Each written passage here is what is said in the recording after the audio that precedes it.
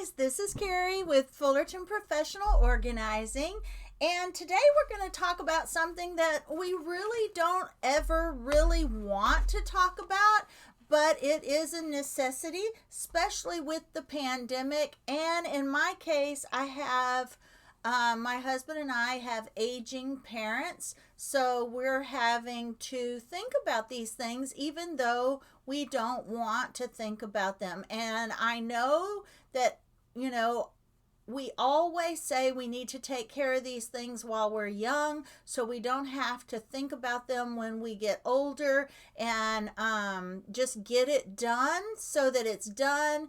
It can be tweaked and it can be changed over time, but these are things we really should get done when we first get married, and really kind of look over them maybe every 5 years, every 10 years, every few years or so, and make changes as needed, but keep it somewhere in a safe so that no one can access it, and it's there in case of emergency, medical emergency, or in case of death. All right. This is something that you might want to get done now so that you can get it over with and not have to worry about it later.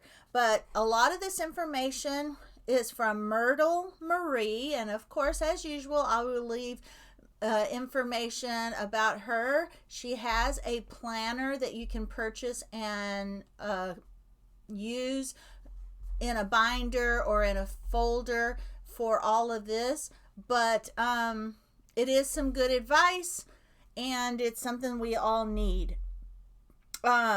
She says, hey, is your life organized?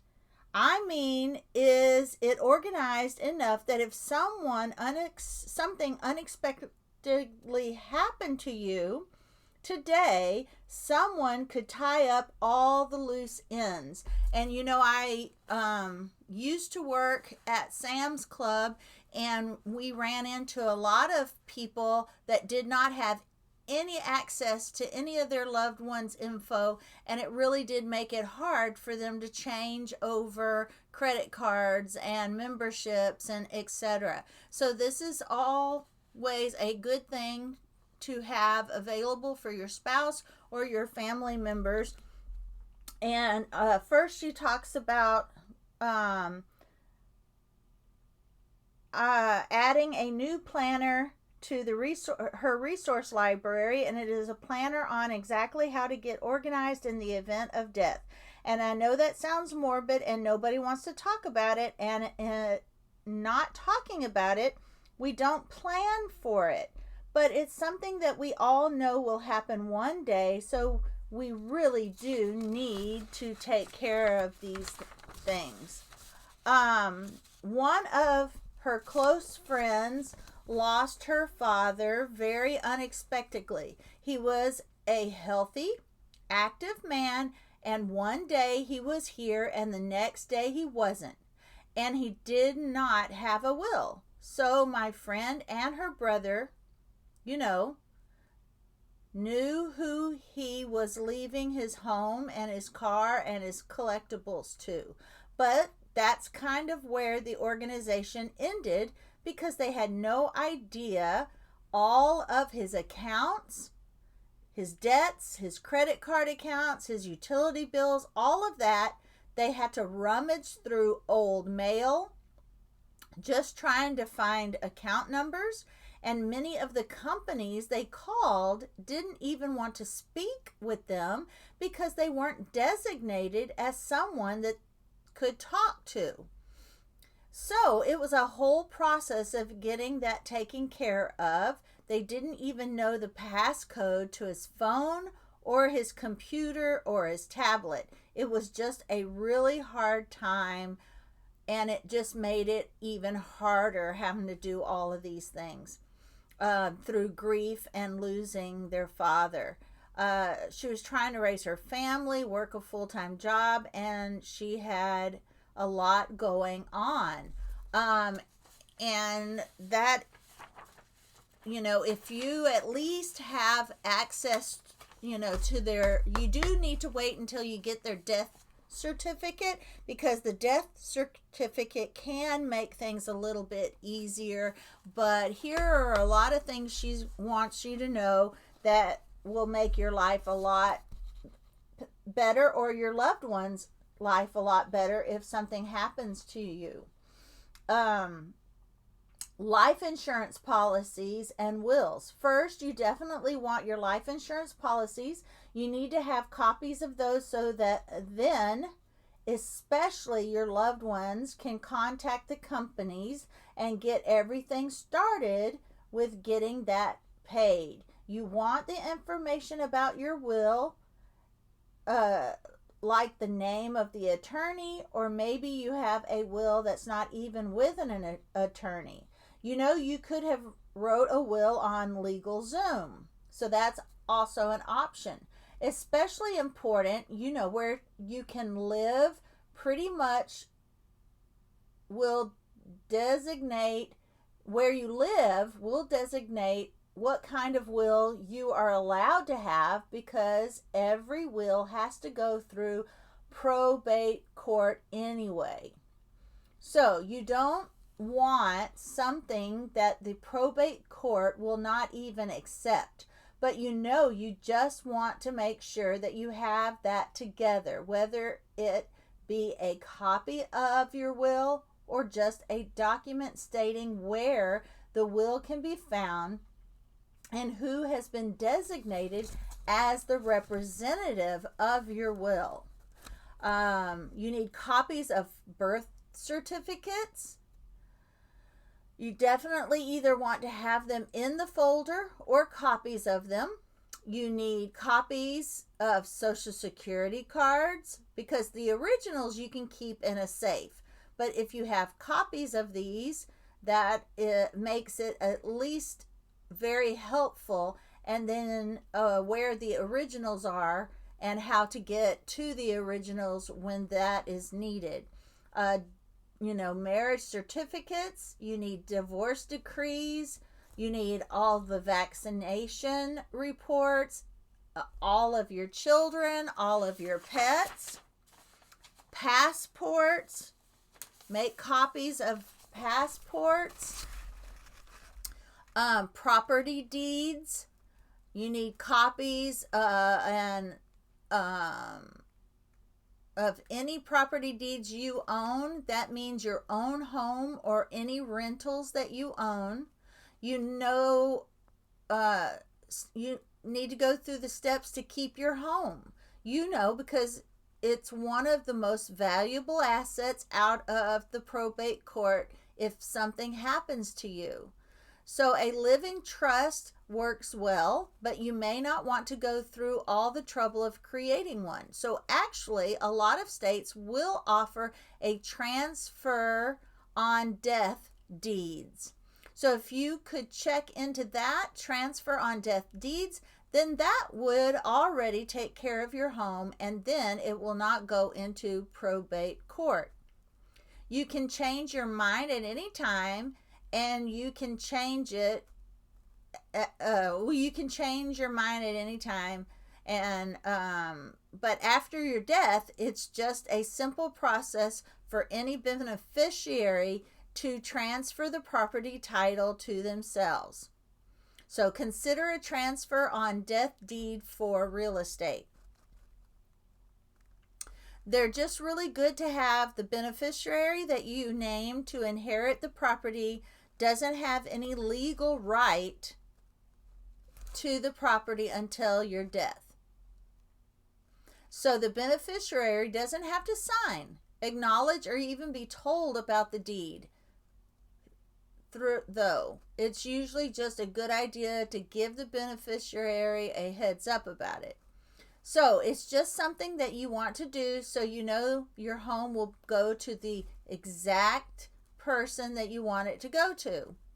This is not a gift of property, so there's no need to concern yourself with a type of federal gift tax, and that is a big plus because that saves you money, that saves the person who you leave the home to money. It just makes the transfer so much easier. Now, automobile titles. So you know if you're married or in a long-term relationship, you should consider having all of your automobiles titles as joint with right of survivorship. The survivor can transfer the title the easiest way by just bringing the title and the death certificate to the DMV office. It just simplifies things, having everything ready to go.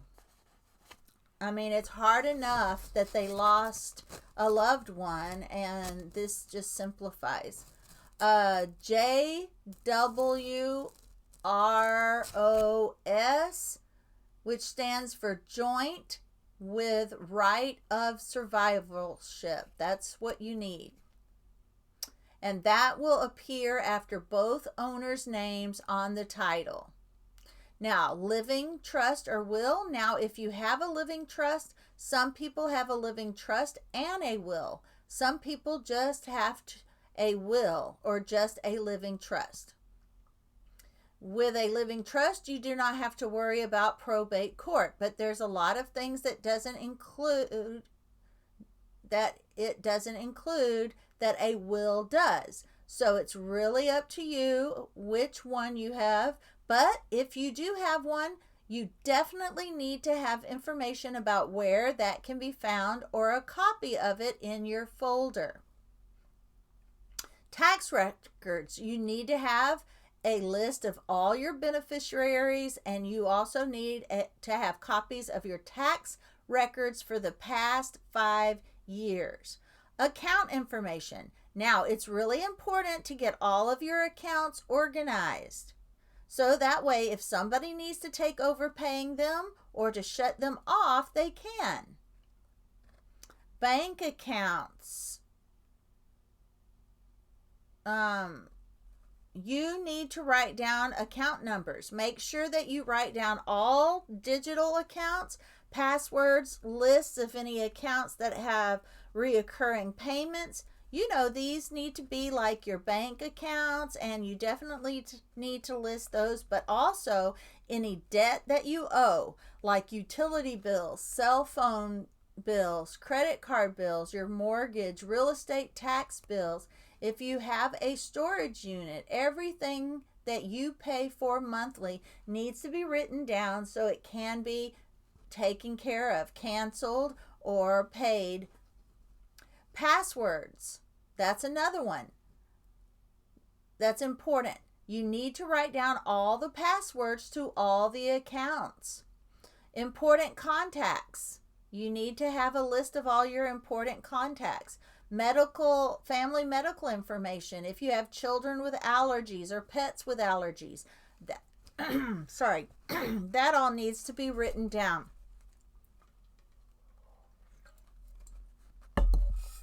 Now, here's one that is good to have. It's not an absolute necessity, but why not write love letters to all of your family members, your friends and families?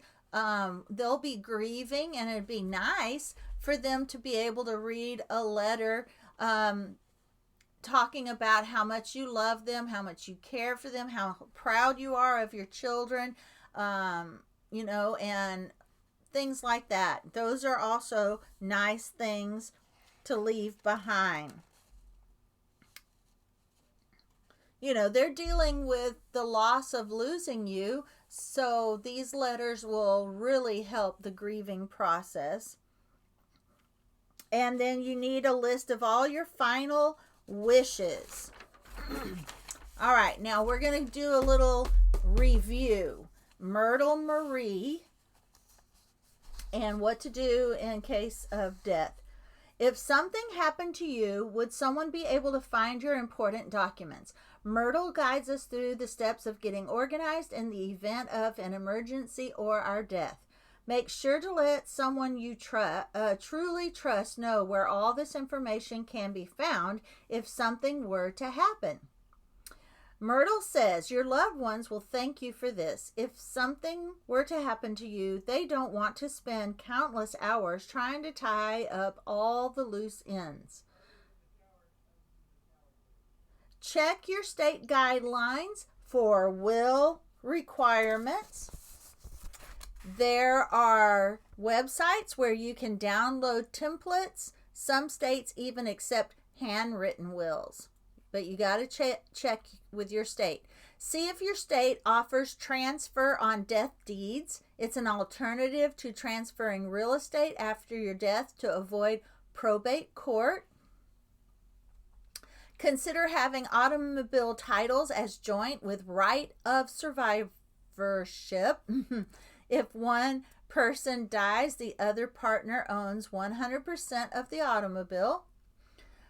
Organize all important documents such as life insurance policies, your will, birth certificates, etc. Put all of these documents for copies together or write out where they can be found. Organize important accounts. Make copies of all your bills. Write down account numbers. List if any accounts have recurring payments, and write down all digital accounts and the passwords. Write down all the passwords to all of your accounts, online accounts, social media, streaming services, phone, computer, tablet, shopping accounts. List all important contacts, family, friends, doctors, contacts for your children, etc. Organize all your family's medical records. Include any final wishes that you have. All right, guys, that was a long list of things that you really, really need, but it is very important. Listing all your accounts, listing all your passwords, medical history for each family member, contact information, and don't forget your pets, medical and legal contacts. Write out your final wishes and tell someone where to find all this information. And the last thing you can do for your family, I know this seems like a lot to get organized, but it is really important that you do this. Your loved ones will thank you for it, because if something was going to happen to you, then they don't want to spend countless hours trying to tie up all the loose ends and searching for account numbers and bills, just trying to figure everything out. And most importantly also, well, all of this was very, very important, but I really love what she has to say about all the things that you're proud of your kids, and you can add to it through the years. It doesn't have to be just one final letter. You can write several letters to your children as they grow, or leave them memory books with little notes written in there. There's a lot of things you can do to make the process a lot easier for your family members. And another thing is, don't leave them a garage full of junk. Don't leave them so many things that they have to go through and search through and figure out what to get rid of and what to keep. Leave something to each family member that means something to each one, and minimize your life as much as possible. Organize your life as much as possible, so that when you do pass, that it's not as overwhelming for them while they're already grieving. So, all right, guys, this was one of those tough subjects that we all need to talk about and take care of, and let's get it done. You can spend 5 minutes a day, 10 minutes a day, 30 minutes a day. It doesn't all have to be done at once, but work on it. At least get started, and even if you don't finish, which we hope you have plenty of time to finish, but even if you don't finish it, it's going to make everything easier. All right, guys, I hope you enjoyed this. Thank you for watching and thank you for listening, and I will see you on the next one.